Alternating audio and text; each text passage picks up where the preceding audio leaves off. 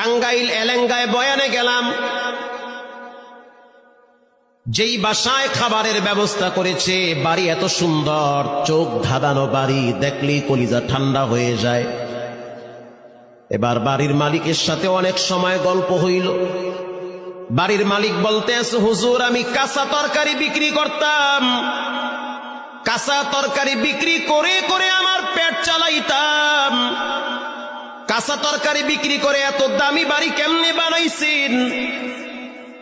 এক কথায় তার উত্তর হলো, তা তিনি বলল যে আমার রব আমাকে এই নিয়ামত দান করেছে, অল্পের ভিতরে বরকত বাড়ায়া দিছে।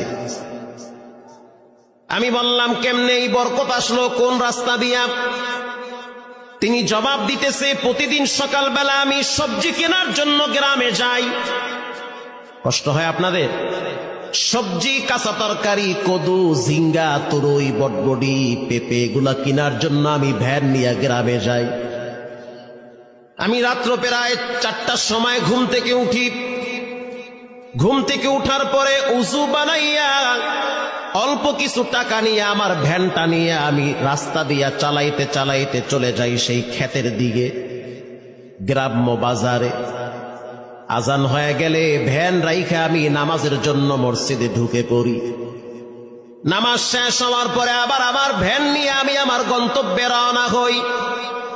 ঘটনাক্রমে একদিন সুবহ সাদেকের আগে এখনো পর্যন্ত সূর্য ওঠে নাই। রাস্তা দিয়ে আমি হাঁটতেছি, কিছু দূর যাওয়ার পরে একজন বৃদ্ধা মহিলাকে দেখলাম লাঠিতে ভর দিয়ে দাঁড়িয়ে আছে। আমি ভয় পেয়ে গেছি। প্রথমে ভাবছি হয়তো কোনো জিন হতে পারে। সাদা কাপড় পরা, সাদা চুল, হাতে একটা লাঠি, সেটাও দেখি সাদা লাঠি। ভয়তে আমার কলিজা মুখের কাছে চলে আসছে। মনে করছি হয়তো কোনো জিন হবে, না হয় কোনো ফেরেশতা হবে। পরে বুঝলাম না, সে মানুষ। কাছে গেলাম, সে আমার দিকে হাতটা বাড়ায় দিল। 5টা টাকা দাও, 1 পিস রুটি কেনার মতো টাকা আমার কাছে নাই। গরিব মানুষ আমি। অনেকের দরবারে হাত পাচ্ছি, কেউ দেয় নাই।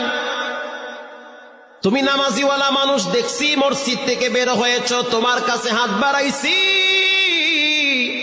ফিরাইয়া দিও না। 5টা টাকা হইল, আমাকে তুমি দাও, 2 পিস রুটি কিনে খাবো। হুজুর বিশ্বাস করেন, তখন আমার পকেটে মাত্র 5টা টাকাই ছিল, আর কোনো টাকা ছিল না। আমি সিদ্ধান্ত নিলাম, ফজরের নামাজ পড়ছি, মনটাও ভালো লাগতেছে।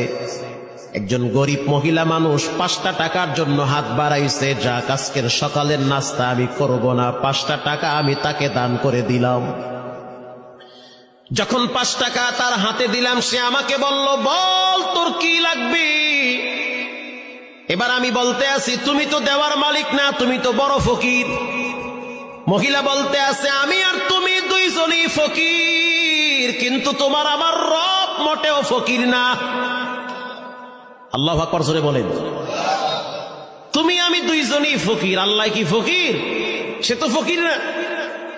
হুজুর কথাটা শোনার সাথে সাথে আমার কলিজার ভিতরে কে যেন একটা পার মারছে।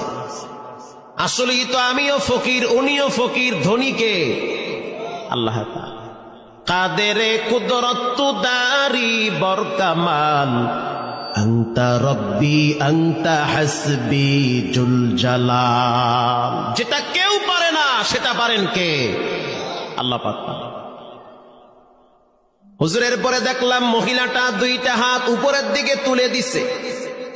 দেওয়ার আগে আমি আমার ওই বুড়ি মহিলাকে বললাম যে, তুমি একটু দোয়া করো যে আল্লাহ যেন আমার একটা বিল্ডিং বাড়ি করার তৌফিক দেয়, কারণ আমার ঘরে একজন তোমার মতো মা আছে। বৃষ্টির পানিগুলা যখন পড়ে, আমার মায়ের মাথায় গিয়া পানির ছিটা পড়ে। তুমি মুসাফির মানুষ, আমার জন্য একটু দোয়া করো যেন রব্বুল আলামিন আমাকে একটা ঘর করার তৌফিক দেয়, কারণ টিমের ভাঙ্গা ঘর, পানির ছিটা পরে পরে রাত্রিবেলা আমরা ঘুমাইতেও পারি না। এমন গরিব সমাজে আছে না? না, সামর্থ্য নাই একটা বাড়ি করবে। এবার বুড়ি মহিলা 2 হাত তুলে দিয়া বলতে আছে, আল্লাহ, এখনো পর্যন্ত সকালের সূর্য উঠে নাই, এখনো পর্যন্ত দোয়ার দরওয়াজা ক্লিয়ার আছে। আল্লাহু আকবার। আমি একজন বুড়ি মহিলা, জানি আমি দুর্বল, তুমি তো মোটেও দুর্বল না।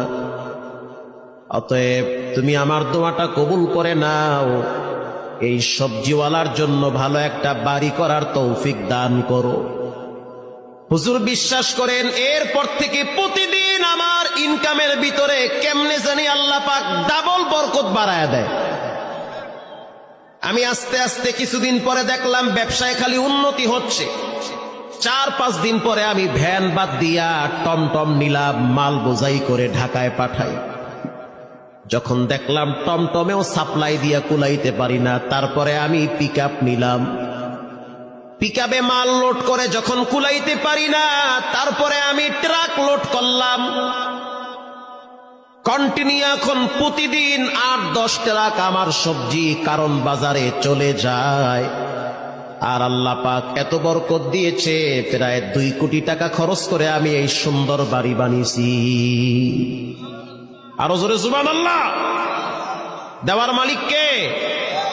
আমি আপনাদের পাশে এক এলাকায় আসছিলাম, নন্দীগ্রাম ধন্দার বাজার মনে হয়, ধন্দার একটা আছে না একদম বাজারে, এই গত সপ্তাহে মনে হয় ধন্দার বাজার। সেখানে একজন ব্যবসায়ী আছে, তিনি শ্যামবাজারে আলু পাঠায়। আলু আছে না আপনার দেশে? আলু দেখতে মনে হয়েছে খয়রাতি। ওরে আল্লাহ, দেখি হে কয়েক কোটি টাকার মালিক। দেখলে মনে হয় না, মনে হইতেছে ওই খেদ্দে উঠতেছে। পরে দেখলাম কন্টিনিউ তার কয়েক ট্রাক আলু ঢাকায় ঢুকে দৈনিক এই সিজনে। আল্লাহু আকবার। তিনি আমার হিসাব দিল, হুজুর আজকে আমার লাভ হয়েছে 2 লক্ষ টাকা। 2 লাখ পুরা মাহফিলের খরচ আমি একাই দিই। আল্লাহু আকবার। একদিনের লাভ। তিনি আমার টেলিফোন করছে, হুজুর কদ্দুর আইছেন? গত জুমার দিন। আমি বললাম যমুনা পার হইছি। আমি তো মির্জাপুর একটা জায়গা আছে না, মির্জাপুর বাজারে আছি। আমি তো বেটাইমে মির্জাপুর কে মাহফিলের কার্যক্রম চলতে আছে, আমার ব্যবসা তো বন্ধ নাই, সেটাও চলতে আছে। তার মানে কি? মানে হয়েছে আজকে আমি কয়েক ট্রাক আলু ঢাকায় পাঠাইছি। তখন বুঝলাম আল্লাহ পাক কাকে কোথার থেকে কিভাবে কপাল খুলে দিবে এটা কেউ জানে না, জানেন কে? আল্লাহ তাআলা। ওয়া আম্মাস সাইলা ফালা তানহার। কেউ যদি সাইল করে, না বইল না। যে তোমার কাছে হাত পাতে অবশ্যই তোমার চেয়ে সে দুর্বল। ঠিক না ঠিক? না বলিও না, কিছু দিয়া বিদায় দাও। আল্লাহ রাব্বুল আলামিন বলেন, ইয়াতলুনা কিতাবাল্লাহ, নিশ্চয়ই যারা কোরআন তেলাওয়াত করে, ওয়া আকামুস সালাহ, 2 নম্বরে যারা নামাজ পড়ে, ওয়া আনফাকু মিম্মা রাযাকনাহুম সিররা ওয়া আলানিয়াতান ইয়ারজুনা তিজারাতান লান তাবুর। 3 নম্বরে যারা আল্লাহর রাস্তায় দান করে, 3 গুণ যার ভিতরে থাকবে, রব্বুল আলামিন বলেন সে সফল, তার ব্যবসাটা লাগবে না। চিৎকার বের বলেন আল্লাহু আকবার। সে সফল, কামিয়াবি। এজন্য ভাইরা আমার, কোরআন তেলাওয়াত কখনোই অবজ্ঞা করা যাবে না। নিয়মিত কোরআন নিজেও পড়েন, সন্তানদেরকে পড়ান। বর্তমান শিক্ষানীতি ভয়াবহ শিক্ষানীতি। মনে করিয়েন না যে ফকিরের ছেলে মেয়ে মাদ্রাসায় পড়ে। না না, আমি যদি আপনাকে লিস্ট দেই আপনি তো আশ্চর্য হয়ে যাবেন। বর্তমান কয়েক ডজন এমপি আছে যাদের ছেলে মেয়ে কোরআনের হাফেজ, আলেম। আমি কয়েকজনের নাম বইলা দেই। কুড়িগ্রাম রানিং বর্তমান যিনি এমপি, সদরের এমপি যিনি, তার 2 সন্তান দোনোটাই কোরআনের হাফেজ, মাওলানা, মুফতি।